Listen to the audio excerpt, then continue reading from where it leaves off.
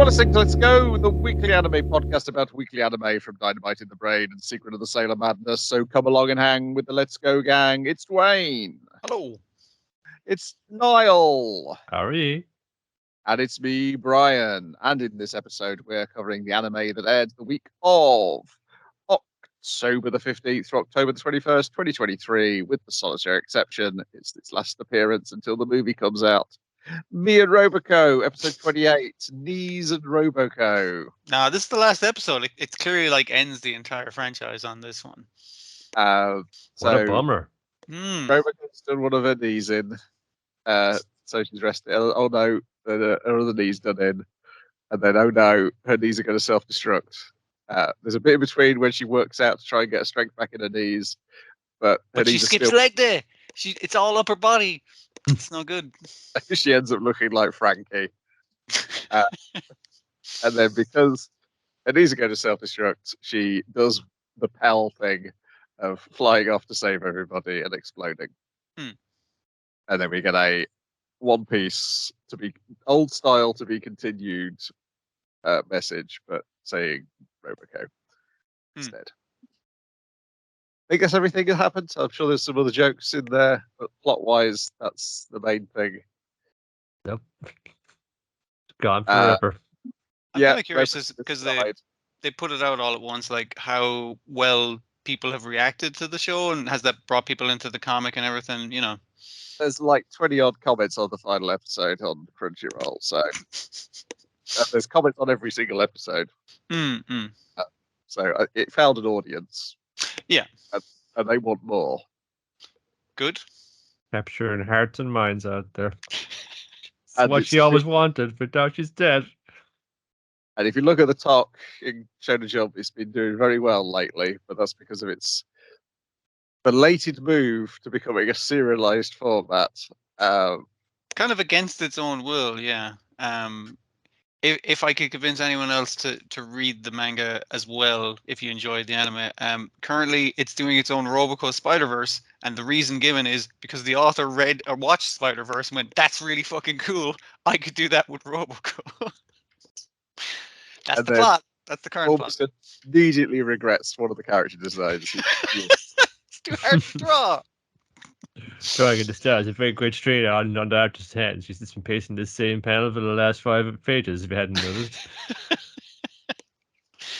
But when the first serialized story was running, I was wondering if that had been written for a plot for the movie. Yeah. I think it mainly uses the characters who've been in the TV show, because there's some characters who we don't see much of in the TV show, like the psychic kid and the famous kid. Oh yeah, famous kid. Was he in it by this stage? I don't know. I can't remember. They've recurred so many times in the comic, it feels like they've been there forever. Yeah. So we will see. It might take us a while to see it, because I can't imagine people will be busting down the door to release it in the cinema. But maybe we don't even know what form this movie's taken yet, so who knows? It's good to know there are some sickos like us out there who are into it too. Like, we salute you, fellow sickos. I appreciate you. Then, so the actual things there this week, or at least attempted to air in the case of Crunchyroll for me. Spy Family, episode 27, Bond's strategy to stay alive. I saw that part. Damien's field research trip. Didn't see that part because Crunchyroll just stopped showing me. Oh. I mean, for a while it was showing me, or it was playing me the audio, but the video had frozen, and then it just stopped entirely. And that was through the app, right? Not through a browser or anything, yeah? Through the browser. Okay. I hear one of the apps is better now. I can't remember which one it is, what machine it is working better. Supposed to be. Well, it the PS4, my one didn't go by. Anyway, first part was very good. Bond keeps on having precognitive incidents where he's foreseeing his own death. Well, he looks far enough ahead that he sees nothing, and it's like, oh, that's bad. That can only mean one thing. Yor's about to murder me with her bad dog food cooking. Can't seem to make like food for any like living creature, whether it's a human or Because an it's animal. not that she can't cook; it's that she's good at killing. So poisons is where her talents lie. Yeah. And then he imagines if he refuses to eat this food, that Yor's going to stab him to death because he refused to eat his dinner.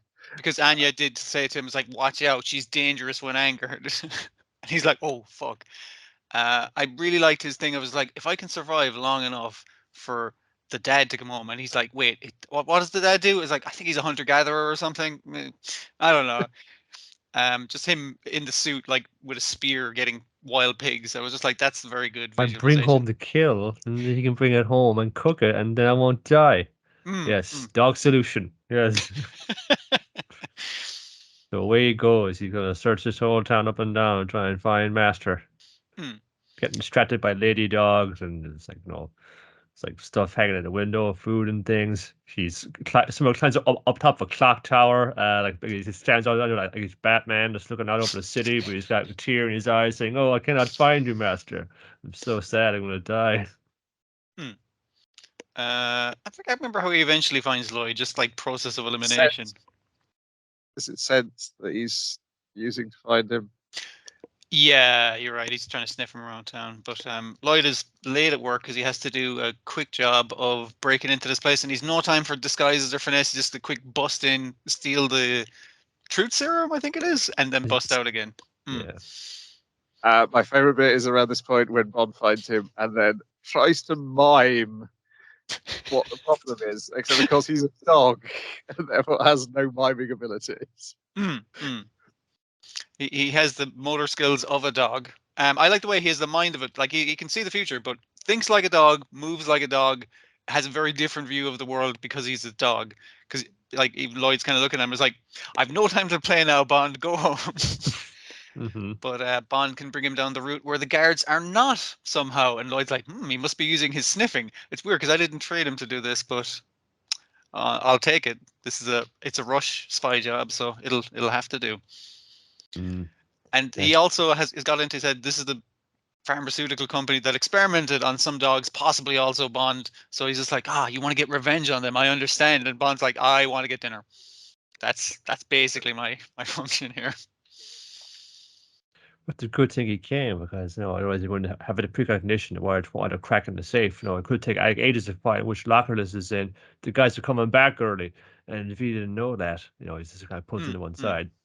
But luckily, it gives him the ruse. It's just like leave a note, like, I'm going to steal your fucking truth serum, signed Lupin the Third, Kaito Kid, or whatever like that.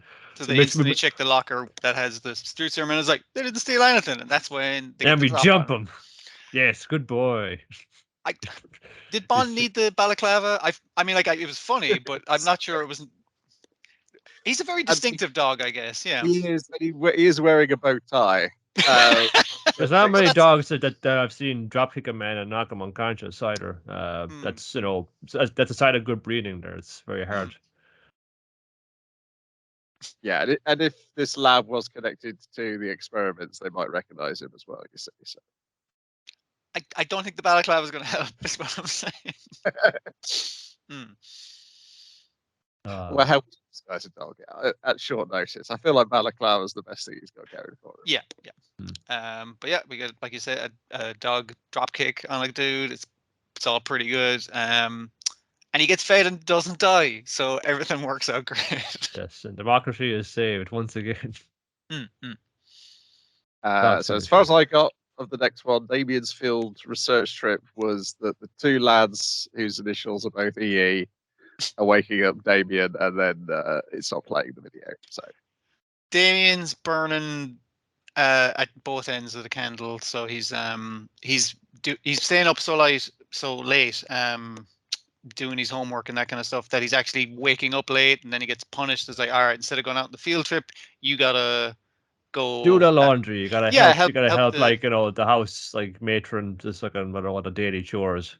And he's like, I'm fine with this. This is part of my thing. I don't have time to go on fun field trips anyway. And so his friends are just like, right, so I'm going to walk around with an untucked shirt, whistling very loudly. And the other guy's I'm going to eat a bag of potatoes in front of the guy. Oh, You've gone completely silent there, Dwayne. That's what I was trying to say. Yeah, No. it's going to act slovenly and kind of like inelegant. You're You back. get punished along the side the same way. It's like you see, like they're just these little goons, but I gotta admire your loyalty here. You're gonna just get in trouble as well with your boss and back him up. I also appreciate the old guy, like clearly seeing that they were trying to get in trouble so they could back up their boss. He's like, yeah, okay, fine, detention, laundry duty, sure, why not? Like he can see that they're trying to be good kids, and when he sees them playing with the laundry and tying capes around themselves, and he's like, what elegant friendship! It's beautiful. It brings a tear to my old man eye. Yeah, now you gotta help Mr. Green, or one-eyed groundskeeper would say, help out with some stuff like along the campus. Let's go down this river here. But let's do a little bit of whitewater rafting, canoeing. Like, oh yeah, because the best way to kind of learn about the world isn't just to be stuck in this like your room to studying all night. It's also to get out there and see things, you know. Also, you poor little British boys could use like a little help, with some real survival skills, because hey, it's peaceful here right now, but if war is brewing, you gotta know how to fend for yourself. Can't be relying on money. So do the whole outdoors thing. They're catching fish and getting firewood, and it's all very wholesome. They looking out the stars, and it's just like getting away from it all, man. Because I mean, like, he's not only dropping like loads of Mr. Green is dropping loads of lore stuff. I was like, he's been in the war. Could you tell from all his scars and the eye patch and the fact that he mentions about code words and he said he was in the Navy and all this kind of stuff? It's just like he's from a much rougher time, and he's trying to make sure that the next generation, that these kids are going to have a better time of it than him. Because he's like, there's good shit in the world too. Like there's I'm going to show you nature, and like he's like, studies show that if you let your mind just go like blank, it's actually really good for your long term studying and health and that kind of thing. And he's just like, just stop thinking for a little kid. It's not good for you so much. Yeah, it's just like it's important too that this is. We have episodes that have been absent. Two here that are absent the whole premise of the spy family. It's just been one about the dog and one about the other kids, and it's kind of how is it kind of getting on with them. And you're seeing that it's kind of based on the country, the other side, the east, or fucking wherever this is. And then notice there's people here as well. Like they want to live peacefully and prosper and thrive and be well at the same time. So. Like Lloyd's here on this mission to preserve the world, democracy from the other side, but I mean, it's not everybody win, there. It's to actually make a better world than the one he grew up in. Yeah. Yeah, and there's this mutual kind of desire for that, this mutual yearning for that. So, as you kind of see, maybe this whole warfare and suspicion of each other. It's just because we just aren't just sharing enough, man. We aren't fucking communicating or understanding each other well.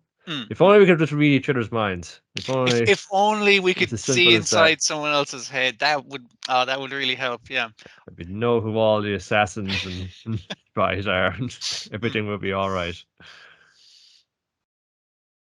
Yeah. Next week is one where there's 4 stories. So. Okay. Well, see, what they're doing is that they're kind of trying to pad this one out because it gets into at some stage the whole thing with yours job on the yacht, ship, the cruise ship full of assassins. So that'll probably take up a while, and I'm looking forward to it because it comes along at right time. It's fun saying, yours in this comic as well. She's also a tertiary character in this, oftentimes, yeah. What I liked about this episode as well, besides the Bond stuff, is we're kind of doing a lot of silent, funny comedy with a dog, which is great. And this part did a lot of interesting kind of perspective stuff, a lot of really fun first-person perspective shots and whatnot. But I mean, it kind of loses out to Jujutsu Kaisen this week for really fucking class first-person shots. But that can't be helped. Then we've got Dark Gathering, episode 15, the old F tunnel. In which we have to fight, what's it called? Bleachhead, I think the name of the ghost is referred to. Not yet, though. I don't think it's been given a name yet, yeah. Yeah. So it appears the ghost, presumably its way it died was being scalped in some form. That's why it's taking these other people's faces and stuff. Yeah. It's trying to taunt him, freak him out. Here's one of my kind of ghost thralls. I've ripped out her intestines and formed them into a lead to actually can kind of walk her around with. He's also gouged out her eyes, and it's just the idea that it's like he's moving slowly, but he's trying to freak us out. But yeah, it's the same premise they set up the last day, where in the tunnels we can't use any of our super cool spirits because they would blow up the tunnel to the point where it would collapse on us, killing us. So that's no good. So we got to get in, get out, then we can do a Pokemon battle of evil ghosts. Yes. Which they managed to do. They managed to get him out, and then it's the time to break out the immortal martyr, the imprisoned martyr, rather, or whatever his name is. I've seen people arguing about if the translation is right here compared to the immortal World War II Sugimoto. Yeah. It's Sugimoto's ghost. Yes. Would you just you set him down like an explosive, and then you get clear. Yes. Okay. I set the timer. Now we run. She's initially like throwing him like a Pokeball kind of thing. I was like, okay, this is great. But then it's like, hey, I'm going to video phone you, Echo. Since we got you out of the tunnel, I'm going to put my phone down here. Now we need to run as far away as possible. We're just doing this to see how it's going, but we do not want to be around him while he's doing his thing. Yeah. Once the little fox story starts crying tears of blood, you know it's really starting to cook. So his special ability is he wants to die. So also there's randomly ghosts of hungry soldiers who will eat both him and the other guy. He wants to die, so he makes himself weaker to make it easier for you to kill him. But by doing so, he makes you weaker as well. Hey, so it's like a war of attrition within his curse field.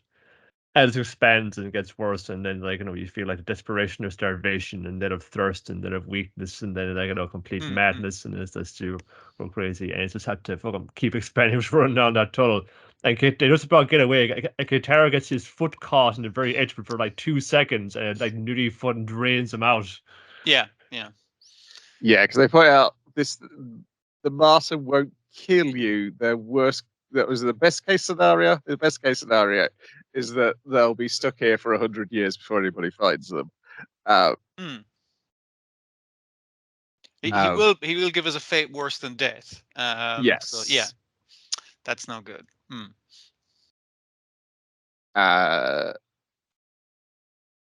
Yeah. So how do they? He's just paralyzed, and she basically says, "Do you want to die, or do you want to get in this toy?" I think how they defeat him is the martyr makes himself weak enough, but the man keeps pumping himself up, roiding himself out, and he eventually eats the martyr because he's cannibal. Yes. Then the martyr bursts out of him, restitching himself back together, and makes himself weaker again. And he's like, "All right, can you kill me now, though?" And the guy's like, "I have a hole in my stomach, and I'm as weak as you now, so no." So she gives him that little offer. And what's his thing? He's like, "Will I get to murder people if I work for you?" And she's like, "Absolutely. Yeah, you get to kill a lot of ghosts." And he's like, "Yeah, all right, sign me up. I'm cool with that." You put pins in me like a voodoo doll. Yeah. Yep.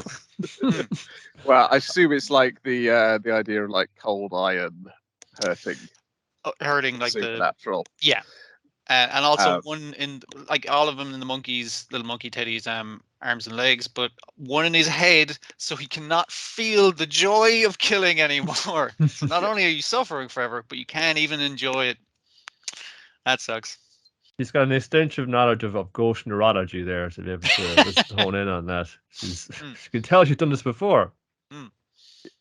Anyway, now I need to go back in the tunnel, she says, because I need to round up all the other ghosts and decide whether or not they are good ghosts who deserve to be able to pass on to the next world, or bad ghosts who must be punished. She takes her like half an hour, and her test. I made a spreadsheet, and I sorted them all into two columns here.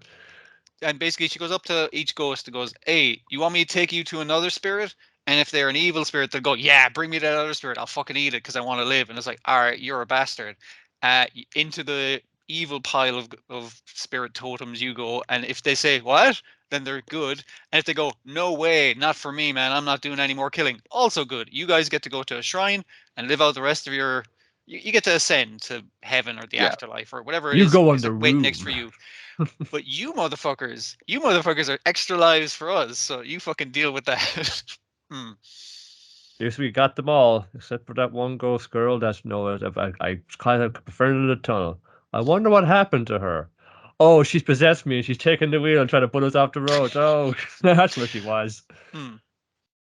Aiko was feeling a bit ambivalent about this. It's just like, oh, but there was that one ghost. No, we could have been friends. Did she have to go to hell? Well, here she goes. Use that as a bookmark or something. I don't know. But you decide what you want to do with her. That's just responsibility of this job. That's of this life. She's tried to kill you once by feeding you to a ghost, and the second time by putting you in a car crash. I think that's an evil ghost. I could be wrong, but she was desperate, man. She heard her whole life story and her whole death story. And then next episode, I think it's Aiko and Yuyoi getting to have some time together, which they haven't really. I presume because Kadara's like Kidaro, freaking, I'm saying the wrong thing. That he's completely fucked up from the last. He needs to be on a saline trip for like 7 days to get it back up to where he should be. Before he was emaciated completely in this episode. Like he was still walking around the last 2 episodes with like his throat cut from the prior episodes. Just bandages, just holding it together. Yeah, and it was the unpleasant sensation when they were walking down at all. This somewhat was jam packed with some early moments there, but just like he feels the sensation of like just the doll is having this, just like the eyes just kind of caving in. He feels a sensation of like, while he's hurting, a ghost just like pushing his eyes in. Yeah. And then that's before we even get to like the whole like fucking Impreg Vor fucking scene happening there. Nasty stuff. Also the stuff in the tunnel, because they were walking down a tunnel that has all like a little tiny layer of water, and I was getting like Silent Hill vibes, all kinds of like just a bad place to be. Didn't help that all the faces pinned to the walls as well. That was no good. Very Devilman. I like that. Yeah, I've been watching a little of the 80s Akuma-kun because someone's fan subbing it, and hey, they do want to be starting next month. And there's definitely, I don't know how much of this is just because it's the 80s and how much of this was in the original comic, but there's definitely the so I was like, did the Megami Tensei series take stuff from this? Or is this taking stuff from, in its adaptation, taking it from Megami Tensei? Because I know I'm making the Pokemon comparison, but it might have done it like first or earlier in a different regard. Yeah. Yeah, I mean, yes. So you've got, I don't know whether Akuma-kun, I know he's collecting spooky friends. I know that's part of it. I don't know whether the battling part was in the original 60s comic and live action. And obviously in the 80s you've got Megami Tensei, which is definitely obviously Yokai Watch is a straight parody of that in various places in terms of its mechanisms in the game, as well as the story. So the spooky ghost battling definitely goes back at least to the 80s, possibly to the 60s. And obviously you've also got Clara Sanshiro, which is the Pokemon toy battling element that didn't really take off for another 15 years after the show aired. But so I was like, I'm seeing bits of Dark Gathering in earlier media, and still those are keeping it spooky, because it's easy to say, oh, this is spooky Pokemon, but I'm thinking spooky Pokemon kind of existed before Pokemon. Like Pokemon was the thing that kind of really took off, and especially like took off in the West. But like there had been many things like it before, so it's not like it's the original thing. So it's hard to tell where Dark Gathering is taking inspiration from, or things took inspiration from it. I see. Probably goes back to the story of like the little hero, and he gets like the bird and the dog and the monkey, and they go off the island and fight demons. Like maybe that was it.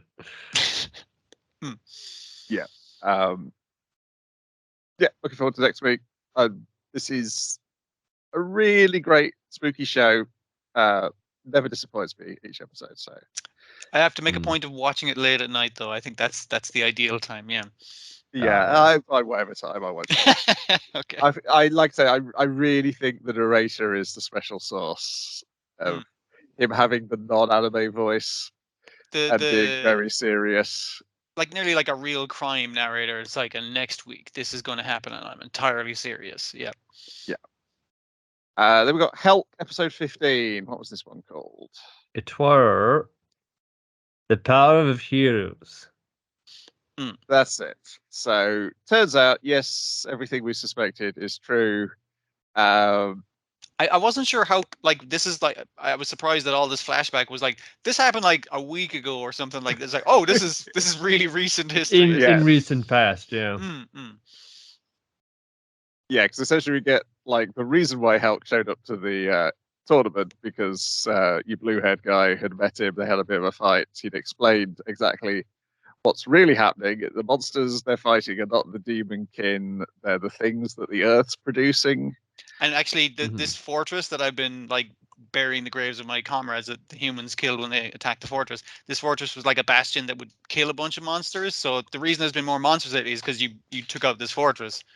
I mean, like, I'm mad at humans, but you know, I would like to be at peace again one day because we were friends and we lived for ages. But for some reason, you guys got really racist. I don't fucking know, man. But you know, I think we can talk things out. And Helk is like, well, that's entirely reasonable. If I just go explain that to everyone, it'll be fine. Yeah. But also Helk's like, so this guy Thor, who was the Demon King, he would have been the sort of guy to explain this to my brother. And he's like, yeah. Because Thor's was like, Thor's the peacemaker. That giant, horrible monster, muscly guy is just like, oh no, he was total pacifist. Like, yes. And Helk's like, yeah, but my brother hates fighting, even though he's a hero. So he would have listened to him. So why did they fight so much that he got in such a bad state? That it's messed up the humans' ability to defend themselves from these monsters. And he keeps questioning himself. It's like, was that Asdra guy? Was he lying to me? He didn't seem like he was lying to me. He was very open with everything. Yeah. He invited me, give me an invite to the next Demon King tournament, to if he wants to meet up with me, which obviously he eventually does to become the next Demon King. So before he gets home though, he finds absolute carnage. Loads of humans have been killed by monsters. He's worried about his friends. They're kind of the only mercenaries who did survive because the nobles basically shut all the mercenaries out of the city and they all got massacred. And so that's kind of put him on the back foot about explaining this story that he's just been told. And then we get into the rest of the mercenaries trying to set him up with the captain. Yeah. Alicia. The captain, yeah. And she's getting embarrassed. Helk is astoundingly oblivious to any romantic emotion. Helk is very antithetical to any hero stuff. He's like, I'm not a hero. I'm just a bricklayer. That's my job. It's like, you're like twice the size of your brother, like maybe 3 times, and he is a hero. And also, you are super strong. And he's like, no, not for me. But you've been going around with this mercenary band fighting monsters for what I can tell is free, pretty much for free.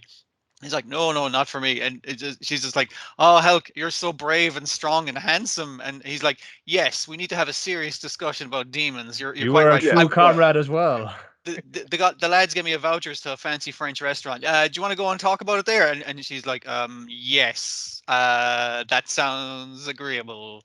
Yes. Let's go get changed. Okay. All right. Helk, put on a shirt or something. We're going to a fancy restaurant. He's like, I know. Thank God you're here. I got something I wanted to say to you as well. Like, I'm going to Alicia to a romantic restaurant together to discuss it. You want to come with us? It's dude.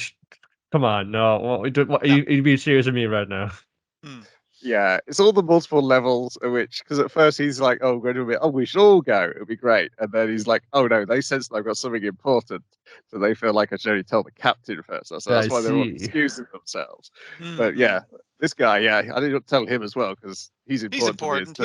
He's up the higher echelon, and he's just like, no, and he's like, all right, I'll tell you later. You got your priority check. We tell the top, then you, and then the lads. All right, okay, cool. Yeah. So I step outside. Oh, what are they doing to those demon kids? People are throwing stones. I can't be having that. I'm going to step out in front of the stones. Yeah. And he's given the very reasonable thing. Is like, I can't really tell them what I say because they're really riled up about demons and monsters attacking them, and they think the demons sent the monsters. I'll say, hey, we can't be like a monster that would attack like a tied up like innocent guy who hasn't, or a guy who can't defend himself. That is monstrous in itself. So you guys are being bastards. They're like, hey, fuck you, Helk. We all hate you. Is it at that point that the mustache doctor appears? Yeah, well, no, it's the noble. It's not the doctor. The noble turns up, the guy with the mustache, who said something like You're 2 right, episodes I'm ago, which made him deeply suspicious. And now he is very deeply suspicious. So he shows up as like, Helk, why are you defending these demons? And Helk's like, yeah, they're all right, they're defenseless. But look, Helk, they're turning into monsters. And they start hulking out, and people are like, oh, screaming. It's like, you see, Helk, they're the real monsters. And then three superheroes jump off the wall. Huge, like great swords, and start chopping them up. And the people cheered. It's like, thank goodness these guys have saved us. And they introduced them as like, hey, we got a new hero program that'll turn you into a hero too. And you can be just like these giant roided out dudes. In just 2 weeks, so your money back. Who have said nothing. They have said nothing. They haven't even grunted or anything. Why are they wearing like full face masks and like? We protect our employees in this army. You know, we make sure to have adequate safety gear to steer them to any monster slaying days, and they can clock off and go home again. Your average Joe. If it wasn't sus beforehand, it really fucking is at this stage. Yeah. Yes. Yeah, that all happened. I think we even came back initially because they were about to head out to the fancy Italian restaurant. Well, don't say Italian, but they do say they do great pasta there. When they get another knock on the door, and here's like the I guess now seemingly disgraced general of the cavalry, who was like, "Oh, you're like this is like I was part of fun saying, I got a favor to ask of you. You gotta come with me, help me. Jeez, gotta kill somebody." Yeah, there's the truth about the heroization or whatever the hell they call the process. Yeah. Yes. Mm-hmm. Yeah. I'm enjoying this a lot. I like Helk's just such a lovely guy. It's a pity he's so nice, because if he wasn't so nice, he might cop on a bit to the shit that's going on around him. I'm not just talking about people trying to ask him out. I'm like the very suspicious people, because his instincts are right to trust Asdra. He's like being very honest and open, but he's like, should I bring this up with the people? They seem really riled up. It mightn't be appropriate for me to do now. It's like, no, Helk, you need to do something now. He's too nice though. Yeah, but that's the kind of thing, like, you know, because he's just try and see, like, you know, the best and everything, and then like when he keeps like through it all, through what anybody system does, tries to do the best of it, and still he finds there's nothing there. That's where it flips over. Like his kind of simplistic view will also made him to kind of simplistic kind of conclusions, like, oh, this guy's bad. I don't care what reason he might have had to do it. He's bad. I'm going to pull and punch him and kill him. His exceptional kindness is a weakness, and it causes him to be slow to act. But obviously, we know he turns against all of humanity very soon. So we're going to see that happen. Yeah. Yeah. Yeah. So then you're like, okay, what's humanity going to do that's going to really switch that trigger on him? So basically, the humans he likes, his brother, the captain and the mercenaries. Yeah, because he doesn't like the regular society of treated bad. He especially has literally out loud said, fucking nobles. That's a real dick move by the nobles, you know, at several stages in his life. Yes. Doesn't particularly like them. I guess he technically likes that mustache guy, but I don't think that's going to last. No. His daughter's all right, though. I mean, Class could have been a real darling couple. Hope he pulls through. I don't think he will. I don't think he will. And based off of the opening, I don't think anything good's going to happen to Class. That's true. Yeah, he may turn into some sort of hideous monster. I think he's been used as like a stem cell breeding factory to make heroes, pseudo heroes or something. Yeah, it's nothing good.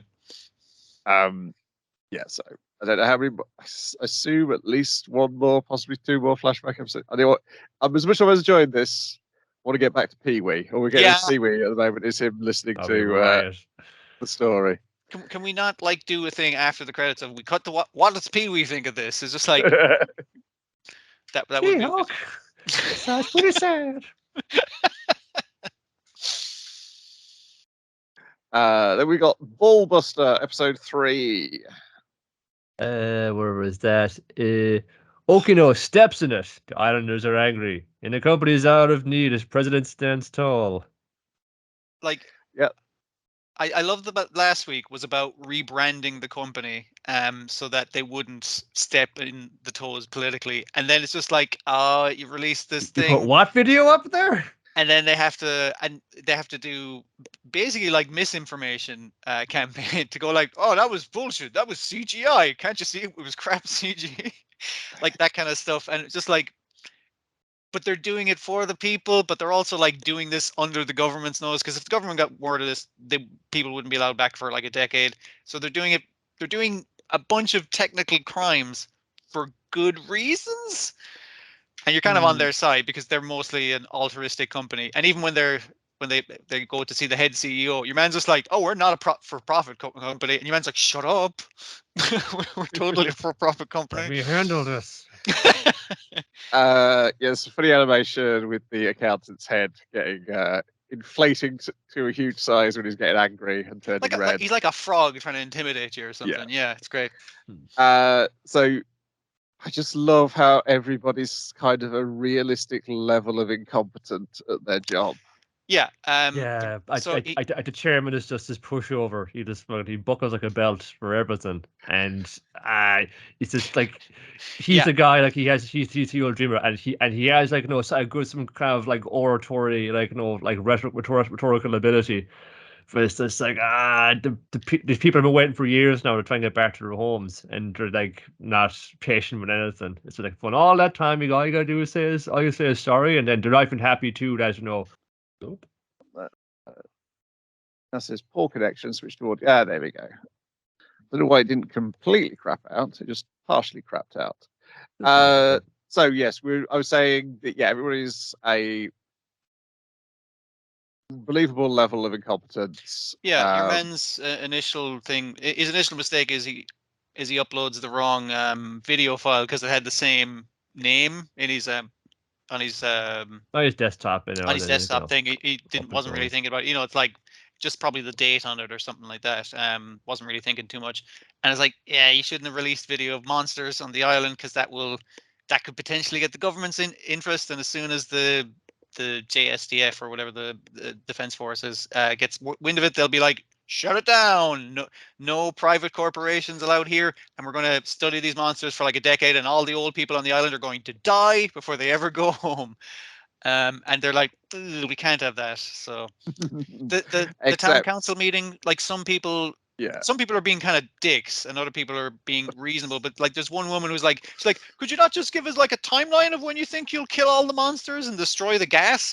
And they're like, we can't though. Like that's not a thing we're capable, because we don't know what's making the monsters. We haven't even gotten that. It's like, but you've gotten so many corpses, could you not have researched them by now? And it's like, that's a separate corporation. And they're dependent on them. Well. Like you really feel for the dude, because like I really just want to give you some answers, folks. Like and he's trying to help. We're fucking hands or this fucking we're bound hand and foot no matter what we fucking do. And I'm really sorry. We also kind of get the idea that he's been promoted into a position that he does not have the skills for. Exactly. He like he was we saw in the last episode, he was their sales, and he got really into the local community and working with them, especially like the youth club, the young person's island club, when he was trying to set up the desalinization plant. Like he was in sales of a desalinization plant. He's promoted way above his fucking pay. Yeah, and then particularly at the end when he goes, this is now, I thought this was happening, but actually now I think this was happening. And then almost immediately that's disproved when we go to the island. Yeah. So all of a sudden this sales guy from a salination plant has been promoted to this subsidiary that's cleaning up perhaps the mess the salination plant caused in the first place. Is now coming up with scientific theories.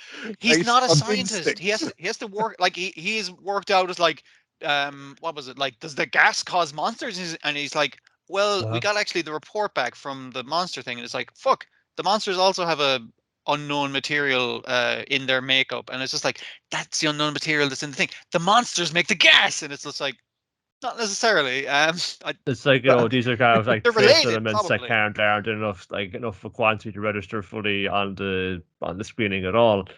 Yeah, you said that yourself. So why are they changed now? He's trying to give them something. It's just like, I think we've made progress. I'm not a scientist. I'm in sales for a desalting plant. But you can picture to you real good, though. Yeah. Yes. And he is being sincere. He's doing the best he can, which is not very good. No, but I've dealt with enough bosses who came out of sales who just say a thing and have nothing to back it up with. And then everybody else has to deal with the thing they've just said. But I appreciate when he's giving that to the 3 young persons island club who've showed up to their meeting. When he's pitching that to them, it's like, and what gives you this idea? He's like, I got a hunch, and they're like, okay, we appreciate your sincerity. That's because he's like, I have nothing to back this up. My favorite bit of the meeting is the old man who has the complaint and then just carries on his anecdote about how fit he used to be when he was younger, while everybody else is still talking. A separate subtitle of this old guy just ranting, basically. I just want attention. And our young lad, he's taking it really hard because initially they gave him, it's like, we need to impose harsh penalties. So like a week without pay, and he's off the job as well. And even when they go to the CEO, they're like, that's a bit fucking harsh. Like, I mean, it's all pretty much under wraps, right? But he's gotten really depressed to the point where his apartment is filled with rubbish. It's like, well, he may have partially lived that way anyway, because it says, that's the thing. I'm not some fucking high flying whiz-kid, like, fucking tech bro. I'm just a fucking nerd who just keeps in his room all the time. I just thought starting a new job working around robots would make me seem cool. Did I seem cool to you? Well, confident. I put on an outgoing personality. So because you guys don't fucking know me, I'm a complete waster. And your man's kind of showing up at his apartment. Is like, I brought you fruit and stuff. It's like, dude, you live like this? What the fuck? And he's trying to talk about, it's like, my daughter's always on her phone and shit. He's just trying to find things to talk about. But when your man's just like, I don't even want to, I'm going to resign. You can see he's looked up how to write a resignation letter. He has a basically written resignation letter. He's like, you can't give up being a mech pilot. I'm all about being a mech pilot. It's really cool. So he gives him the speech I guess he needs, the pep talk, and also put out the rubbish. Don't do that. Yeah, and at the end, there's a sighting of a monster. They're going to go. The pink-haired woman rushes. They were going to take the mech over, but the boat's gone. It's like, we had that rented for another 4 days. They wanted it back. We're trying to sort out another boat. It isn't here yet. So she just takes the jet ski over with the harpoon gun that she is her backup, I guess. Yeah. And we see the monster that we briefly saw in the first episode, which looked like a dog. It looks even more like a dog this time, and it's probably her dog because it doesn't attack her. Yeah, she kind of finds her old family home because you see the name outside it, and the dog kennel, the dog monster, and her not being able to shoot, and the dog also not going for her, and it's just like, oh, that's bad. Yes, so your mangy bear theory is probably correct for the monster from episode 1. It could have been a dog that got really big. It was a pretty big bear. It was a bear too. Yeah. Yeah. So that's where we end it with like the contemplating. Okay, are these just local animals who've been turned into monsters? Yeah, and what's causing them? Are they causing the gas, or the gas causing them? How's that linked? But I, like you said, Brian, I really like the realistic level of incompetence, the realistic level of bullshit that you have to go through to do anything for a community that and as a company. It's just like there's so many technicalities they have to do. Like the fact that a big thing in the first episode, they had to have him sign all the release forms, and it's like, your man's boat driver's license expired. Like, that's the drama. That's very funny. Yeah. But very realistic for a mech fighting show. Yeah. Well, I had this little experience of Okino. This is like his first job out of college, and it's like, really trying to kind of fit in there. Even at the bit where I haven't drinks on a pub after work. It's just like, cheers, you fun. Oh, is that some good beer? And then the secretary, she's always fucking knocked hers back, and she's already moved on to the hard stuff. All right. He's well used to this kind of thing. Yeah, I suspect it's not got great marks on my enemy list, and I'm looking at people's comments, and it's like, yes, because you're not old enough, you've not worked in these sort of companies yet, that you don't recognize this is fairly realistic apart from the monsters and the robots. The monsters and the robots are just to make it like a fun set dressing for it. But yeah, like having to deal with the local county council that has hired you specifically to do this job, and it's like you're not doing it quick enough, and it's like we're doing the best we got, and it's putting me like in sympathy of the company that, like you said, the guy running it is in way over his head, is not capable of this fucking job, and I'm just like, oh, poor guy. It's just like I just keep thinking of that fucking lab, that are sitting on their hands with like, just for months. It's just like the guy's fucking digging his ear out. He's watching. He's watching. He's waiting to leave. He doesn't want to listen to your shit. It's like, come on, man. It's from people waiting to live or die in this news. Give us something. Yeah, but I guess for what they're getting paid, they're not getting paid enough to do it quickly. Yeah. Yeah, and as an example of this sort of science fiction, I think it's great, and it's helping its cause by not putting too much of the monsters in. The monsters are the least fun, interesting part of it. The mechs are fun, nice. Yes, but because like the interesting part of the monsters isn't fighting them; it's where they've come from. That's the interesting part. You don't have to have them on screen much for that to be the interesting part. Whose fault is this? And even the use of the mechs isn't just like, oh, a cool fighting mech is like a cool fighting mech to put on our website to make us look like a legit corporation. It's very expensive to run this thing. Do you know how many fucking like terawatts of power this takes to go for 5 minutes? Turn your hair white, son. Then you guys watched Jujutsu Kaisen episode 37. Red Scale. Or bathroom fight. It's about one thing and one thing only. It's just Itadori and Choso meeting on the metro, the subway concourse, and it's having it out right here.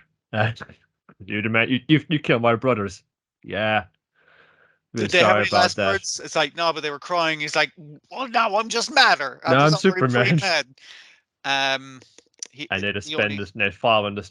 It's end to end. I really appreciate how they did this. This dedicated, just like it was only like him getting in, just reminding people and saying, "Oh yeah, Inumaki, they do the cursed speech. He's still around," and he just like puts like the stop on all the monsters milling around on the station entrance. You can get in, and then from then on, it just keeps on going, never lets up. It has the nice shot of Yuji kind of jumping down the escalator. And then like the slow, like again, there's a lot of great first person shots in this, but the slow reveal of both of them seeing each other is like, oh, now we're fighting, and instantly straight into fighting. I think he gets shot in the left hand straight away.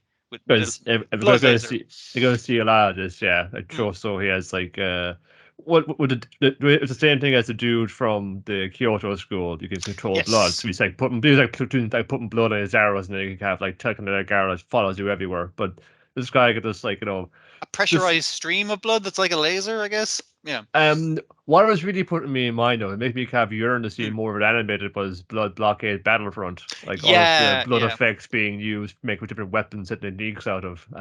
Especially because like the way like it's all fairly realistically lit, and there's great like weight and movement to them, but the blood is always like bright red, so it really like stands out, and it gives a really nice visual contrast. Yeah. And it's this is one of the, like, I knew it would, but it's kind of benefits as well from just seeing the actual movements go into it. Because for one, you get like just a blood laser, we just got kind of just shoots in a comic and it's like pierces through it, but it's just like you can see it's just tracking around. It's like kind of carving, like slicing up things as it moves over the cruise, just going.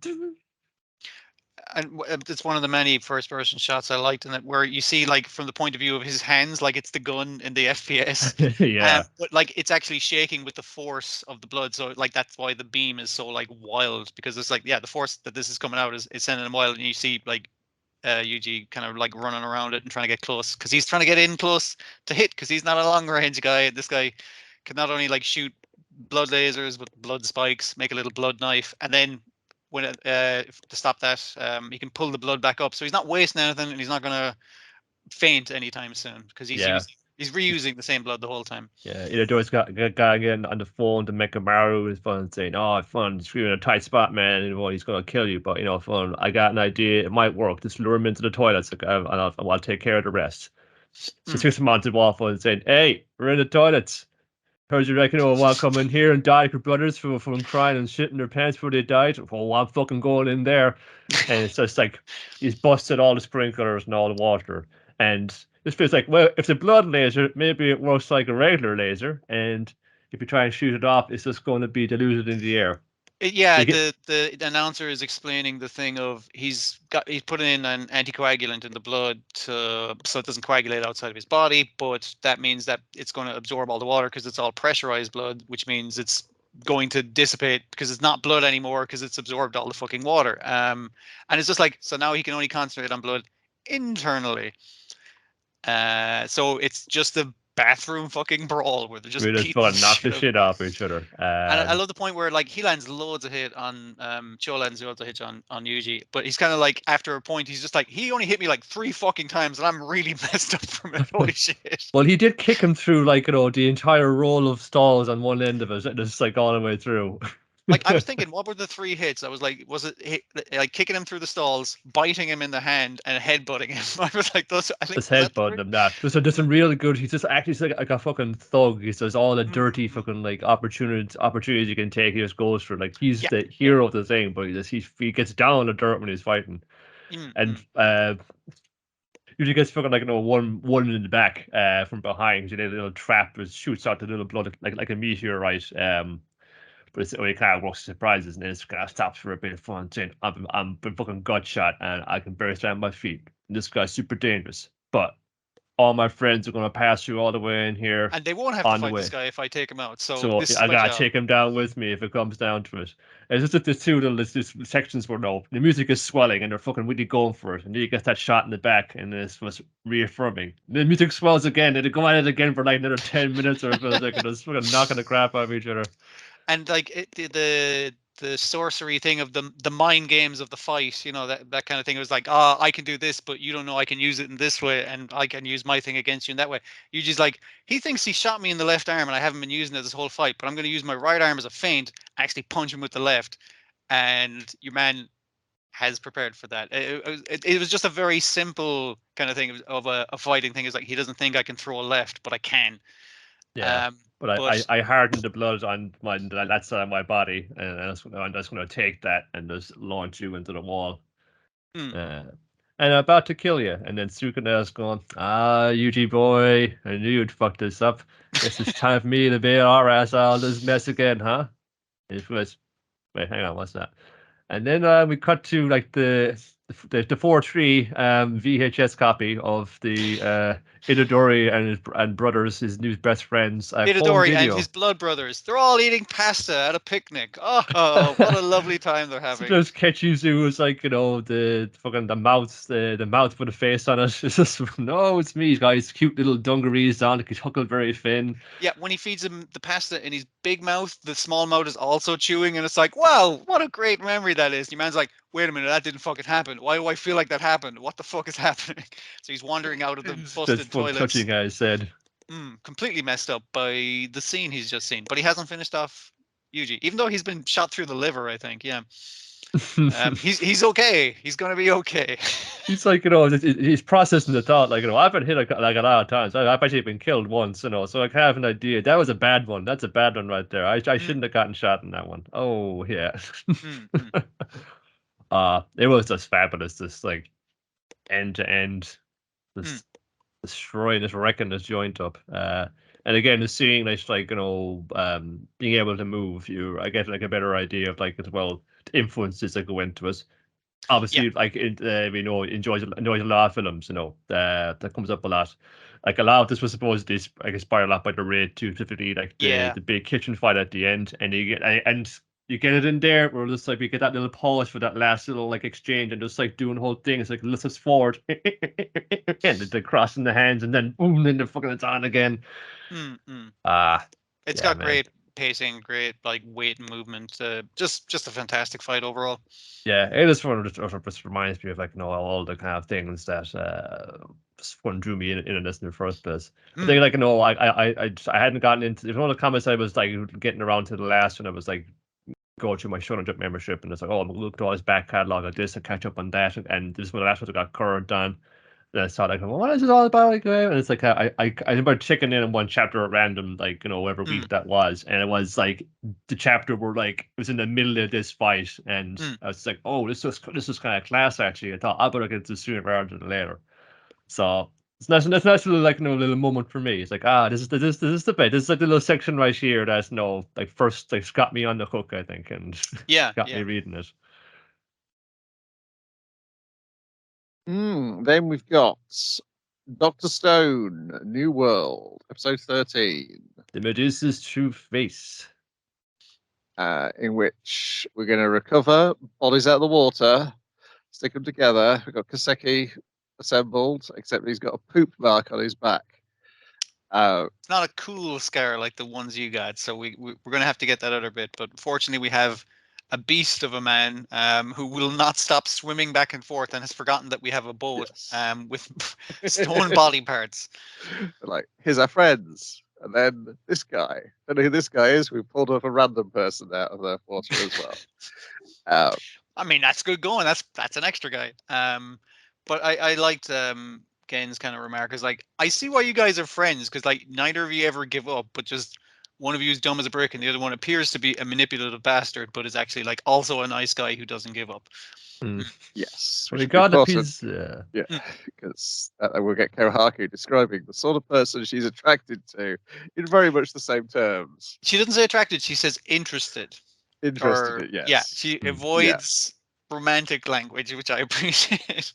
Yes. But yeah, we get the thing at the start with Kaseki, and again, Gen's like, were you not traumatized like me from being trapped in a stone form? He's like, no, because I knew you guys would get me out. I have hope in my heart. And that ties into the end where, again, people are left in a very desperate situation, but they assume everything's going to go well. The point now as well, like, I haven't felt this good in years, I've all my aches and pains and fucking joints have gone. I feel fit as a fiddle again. It's like, and so Kaseki and Arjun falling back and basically got some more things we're going to make for you. We're going to make a drone flying machine. Yes. Because initially they're complaining about, or I think it's Suika is like, should we get him something other than kelp as pants? And it's like he initially bursts. He won't be needing those. Trust me. Yeah, they didn't last long enough to make him a decent pair of pants. So yeah, it's okay. And then the second half is all Ginro and Kohaku. As Ginro investigates the leader. Tries to what's the villain's name? Ibarra. Yes. Yeah. Tries to fend off his attentions by using the special drugged pineapple they sent with him. The thing about Barra is he's great in this, and the voice is fantastic. I feel like he was more menacing in the comic because, his scale increased or decreased dramatically as it needed to. Well, part of it is how the voice goes up that register from "You when I be a little girl you were to whatever, I'll cut you open, I'll stab you with my big long nails." Yeah, I assume he has to put those on, but yeah, it's still pretty freaky. Yeah, and also the pretending to talk to the master comes off more comedic than it did in the comic. Yeah. Because you actually have to have somebody making just grumbling noises. That's the other half of the conversation. So yes, Ginro discovers that there is no master. Although if there was a master, he is long since petrified and parts of him have come off. Oh, and he also looks exactly like Soyez, but with a beard. Meanwhile, Kohaku's just started fighting people now. Crocker's like, oh, are we mask off? Fantastic, let's fucking go. He's talking shit, She could have told him to piss off, but he's had enough. Like his thing of like initially seeming like he's defending her from the guards, and it's just like, oh, everyone, like, this is my fucking domain. I get to fight everyone up here, and you're an attractive lady. And she's like, pulls out a fucking like a swing knife as far as like. I fucking love that thing. It's basically so like a razor blade attached to a short length of rope. Oh, it's nice. And yeah, she kind of goes like, yeah, you're a big dumb musclehead, right? And she's like, yes, absolutely, like you. And it's like, yeah, I'm more interested in, not that it's my type, interested in. Yeah. Smart, dedicated guys, because everything just comes easy to you, and that's not my kind of guy. Yeah, and also she points out, like, I'm not boasting, but I am the toughest person on our side, which she is, because she's beaten the other person who would be. She's beaten everybody else who would qualify as being the toughest people. So she is the toughest person in the Kingdom of Science. But also, unlike this other meathead, she's smart. Yeah, she's also great battle tactics. And also, she will rely on other people. Is another advantage she has. Yes. So unfortunately, after discovering the secret, Ginro gets stabbed through his abdomen. And Like, Sokaku's you know, like, What yeah. part of it? No, he's his whole abdomen. He's not a very big dude. This is The his guy, whole thing. he's not a very big dude, and that other guy has very big hands. So yeah, stabbed through a bunch of the body. He definitely hit something vital. Sokaku's like, all right, there is one way to save you, and that's if I leap to the top of the master's hut and start shouting about how the master is a statue, like you just told me. And so they've no choice but to petrify us, thereby preserving our lives but not saving them.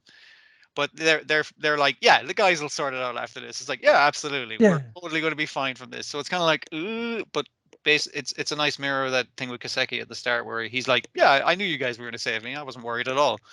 Mm-hmm. So they're in the same position here, despite it being so dangerous. Yes, and the other important things is that they make everybody look away when they're using the item because the master will petrify you if you watch him do his magic. Yes, and so they're like, okay, that means they definitely don't want us seeing what the thing is. So all our agents are going to stare right at it. The three people who are the agents for the Kingdom of Science at this point will get a good look at it, and then Kahaku comments, "Yeah, I knew it wasn't magic. It's goddamn science."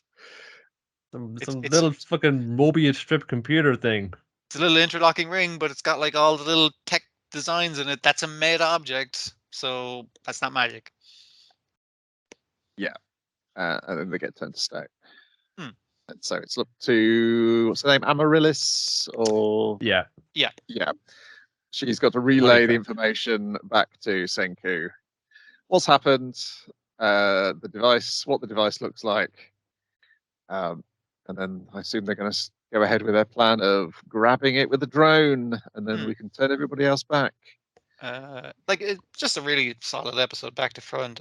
Another bit I quite liked is they had to make ball bearings to make a fidget spinner, and I've never seen someone, besides in the comic as well, but I've never seen someone like display a fidget spinner with such confidence as like, check it out, look how fucking cool I am, I made a fidget spinner. And it's just like, I mean, in the context, we know it's very important for properly functioning drones. It's just how it was just like, it was just like, it was forged by a dwarf, it's like, he's in the heat of a mountain, he just come up with this, it's like ancient artifact. Behold, it spins in perpendicular equilibrium. Yeah, it's a thing of the time. If it was like made, if I was a teenager when that comic came out, then it would have been like a skateboard wheel. Those use ball bearings as well, so yeah, you'd probably be right. It would be whatever the trending thing was that had ball bearings in it at the time. This arc's great, but this second half is just going to be thrills throughout the entire series. Yeah, it sounds like showing it. It's like, oh, there's some dangerous shit happening here. If Ginro, the little coward dude, is getting stabbed up, it's like, okay, we can just like petrify him, it'll be okay. But will it be okay? Like, we've established that they get wise to that as well. Yeah, you can petrify someone, smash them up, and put them back together and bring them back to life. But that's if you win. If you win, you can do that. And then we've got Undead Unlock, episode 3. How to use my unlock. That's the thing. So they're off to Russia. And he's in his sweet yacht that he won't shut the fuck up about. They're getting chased by jets. It's a regular day in the life of this undead maniac. It's like I like the fact he's explaining. It's like, hey, check it out. If I bite my finger, then I've damaged it, and I can grow a new finger under that with such pressure. I'm gonna fucking shoot that jet. Or actually, I think he does it with his whole fist. Does he? He puts it. Check it out from his hand grenade. Ching. Oh, he shoots his fist with a hand grenade in it. Check it out, rocket punch. Yeah. So it's a little more than shooting your fist into a jet engine, but yeah, it's still pretty effective. It was a pretty effective demonstration, which you get the idea across. But then they're shot from orbit essentially.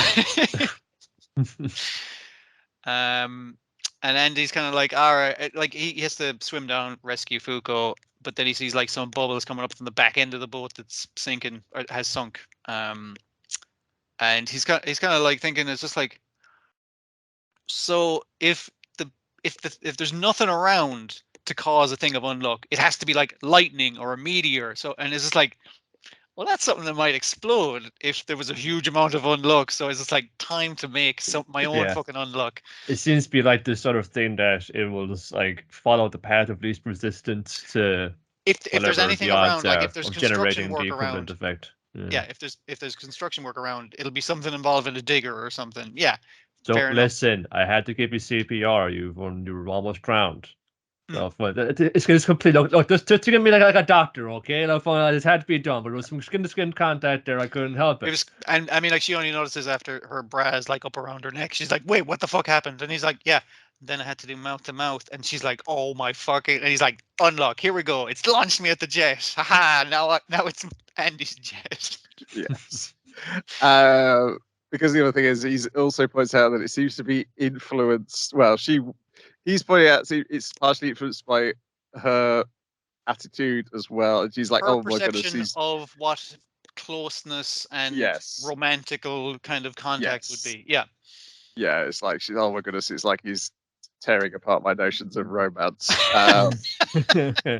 That's laying the ground too, that these things are just like usually govern an abstract concept, so they're only actually like governed. The limitation is only what your understanding of it is, based off of your perception of it or how you view it and that kind of thing. Because I mean, like, none of him launching himself with his own severed body parts is anything to do with being undead, but it's the fact that his body comes back because he's undead that he's using it. So effectively and weirdly. So yeah, you can do some weird shit with these breaking the rules powers. So they end up on the jet. The jet ends up. She's not convinced that this won't crash. It crashes. We get his 5-point landing. Yeah, they get most of the way to Russia, and then they realize it's like, hey, wait a minute, Andy's stolen our jet, set self-destruct, and his 5-point landing, it's like, I learned in Vietnam. Like heels crack, like X-ray of his fucking like feet breaking. Then you land on your hip breaks, and then you land on your butt breaks, and it's like everything breaks. What does he say instead of "yata" or "I did it"? He says "ah" or like just an exclamation of pain. It's like, did you just say "fuck it"? He's like, no, I said I did it. That's definitely what happened there. He fucks up every step of the 5-point landing. It's very funny. Anyway, check out like by Cal, natural wonder of the world. I'm going to check out my boys to the restaurant. You've never been like, you didn't get out too much. I can tell that. So you go have fun. I'll go get a restaurant book and I'll come back with back. You can have fun. People, I don't speak Russian. Oh, this, it's probably not thinking of what the social anxiety is trying to like, I appreciate the sentiment, but he is kind of thinking she'll be fine as well, because it's like, they're not going to attack us in public. You'll be fine. There's loads of people around. It's a tourist spot. But the thing is, it's just her. She's just worried about being around people because of I don't want to touch them, because if I get close to or touch off them, they usually die a horrible, horrible death. So I don't want that. Yeah, we forgot the most important thing of this episode. We opened this episode in 1970. We're just getting to that. We do. You're quite right. Yeah, we're just getting to that because we meet a girl who looks very similar to a different girl we have seen in space, walking along like a satellite, like it's no big thing. And even previous to that, seemed to be looking in a Hannibal Lecter-style cell of Andy. who has chopped a part of him off and wrote "Happy Birthday" on the wall with his own blood. What a nice gesture for, like, what a disgusting nice gesture. I guess that's 50 years ago or thereabouts. 50 years ago, 2020, so yeah. And Andy had mentioned about there was this like one woman actually called me 50 years ago. She was a nasty woman. Oh man, she put up these invisible barriers and just caught my head in the barrier. Put in the barrier. I couldn't grow my body back. I was caught. What could I do? It's like, if we're up against her, we're in a lot of fucking trouble. Anyways, I'm sure this nice girl was just he was painting by the beach would be like, it was very welcoming, was surely be my friend and not try and kill me later. So, and she's initially delighted to see Fuko because I guess she's got a not a fetish, but like oh man, I want to be a Japanese schoolgirl too. And Fuko's like, I never went to school, so it's like close enough. You like drawn? Yeah, sure, I like drawn. They do some painting. We get the line about how we all know that the only things in the sky at night, or the only things in the sky, are the sun and the moon. The sun, the moon, and Earth. Those are the Hmm. only things that exist. And so I said I draw on a lot of these little sparkly things in the sky next to the moon to give it some friends. Sorry, what? Yes, the first signs are weird. Yes, Weird. What are the stars? Yeah, I think it's the first hint beyond the superpowers that there's other things off about this world. Yeah. Hmm. It's the first big one anyway, and it's There you I do go. like the reveal in this as well of the I like because the shots of earlier of the space station and the shots of the space laser severing Andy's boat in two, but the shot of like her painting of stars and then the starry sky is like, oh yeah, there's been no stars in this episode every time we've seen space. That's odd. Yeah, Yeah. it's I like how they don't draw attention to that stuff, much like how Dr. Stone hasn't really drawn attention that their scars have disappeared yet. Yeah, it's just subtle things for a show which isn't particularly subtle. No, I think the closest they did in Dr. Stone was Kaseki doing his like snap thing, and it shows his fingers, and it's like, sorry, yeah, I'm mixing up my names. Where he's doing his snap, and but his hands aren't covered in blue, basically, as they were before. Yeah. Yeah, but no one said, "Oh, your scars have disappeared." Yeah. Yeah, so it turns out this lady is very much the same person we saw, and she's gonna fight him. She gets a beret back. They teleport a beret in. She sends for her beret to get teleported in. Yes, because that has the logo. That's like, watch out for someone with that logo because they'll be part of the union. And it's just like, ever forgotten your coat or your umbrella, I wish you just get teleported to you, wouldn't that be nice? But she's like used a barrier to like levitate part of the lake and has made some stairs to walk down menacingly. She's used to kind of scoop up like some of like the bed of the lake and just float up on it.